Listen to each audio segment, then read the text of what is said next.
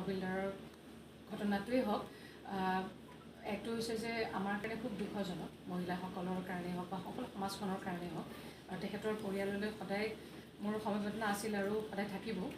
আৰু মই ভাবোঁ যে এনেকুৱা ধৰণৰ ঘটনা নহ'বৰ কাৰণে বিশেষভাৱে আমাৰ মহিলাসকলে অধিক সাৱধানতা অৱলম্বন কৰাটো নিতান্তই প্ৰয়োজনীয়। গতিকে মোৰ ব্যক্তিগত এটা অনুভৱ এইকেইটা দিনত যে মোৰ সৌভাগ্য যে মই নিজে দেখিবলৈ পাইছোঁ 2014 চনৰ পৰা, আৰু বিশেষভাৱে সংগঠনটোক একেবাৰে নিজৰ একেবাৰে প্ৰত্যক্ষ কৰিছোঁ মই যোৱা দুটা বছৰ, যেতিয়াৰ পৰা মই ৰাজ্যিক সভানেত্ৰী হিচাপে আমাৰ মহিলা মৰ্চাৰ দায়িত্ব দিয়া হৈছে, যে ভাৰতীয় জনতা পাৰ্টীৰ আমাৰ ৰাজ্যিক সভাপতি মহোদয়ে মই প্ৰত্যক্ষ কৰিছোঁ কেৱল এই ঘটনা বুলিয়ে নহয়, সামগ্ৰিকভাৱে যিমান ঘটনা আমাৰ ঘটনা ঘটি গৈছে তাৎক্ষণিকভাৱে আমাৰ ৰাজ্যিক সভাপতি মহোদয়ে এখন বিষয়ববীয়া সভা অনুষ্ঠিত কৰিছে যেতিয়াই তেনেকুৱা ধৰণৰ ঘটনা ঘটিছে।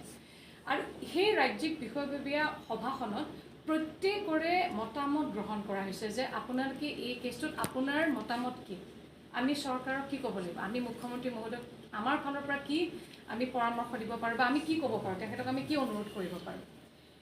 এই গোটেই ঘটনাবিলাকত আপোনালোকে হয়তো যদি আপডেট দেখা পায় দেখিব যে প্ৰতিটো বিষয়ববীয়া সভাত আমাৰ প্ৰত্যেকৰে মতামত দিয়া হৈছে।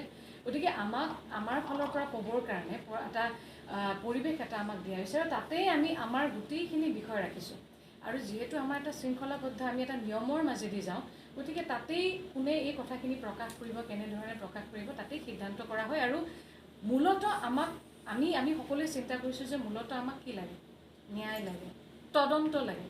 আজি যিসকলে চিঞৰি আছে বা যিসকলে কৈ আছে সকলোকেতো এটাই কথা লাগে যে তদন্ত হ'ব লাগে, ন্যায় লাগে।